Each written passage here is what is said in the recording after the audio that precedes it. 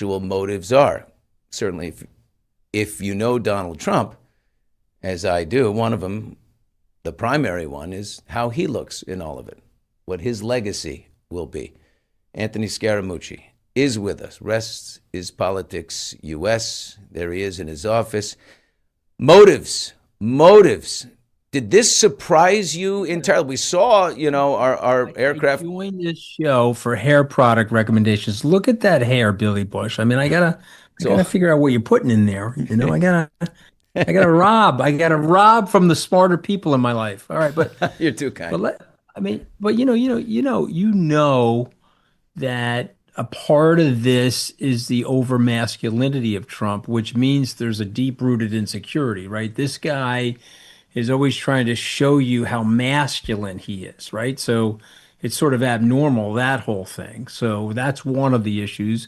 The second issue is, and this is not me talking about this, Billy Bush. This is the New York Times, the Wall Street Journal, NPR.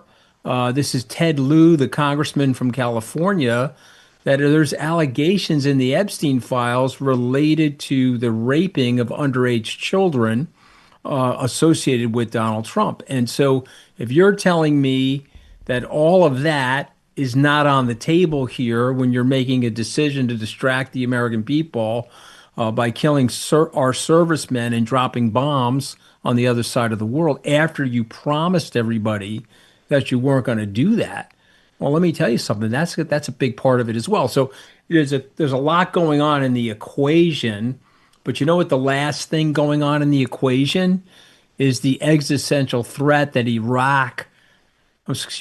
existential threat that Iran represents to the American people right now. And remember, that is the threshold test for the president to use his emergency powers to militarily strike people. So he hasn't met that test, and so he's trying to cause us a constitutional crisis, frankly. I mean, how much of a threat is Iran now, and how much were they 2, 3 days ago? Not much. I mean, if we are to believe that the nuclear sites were obliterated in June, then they would.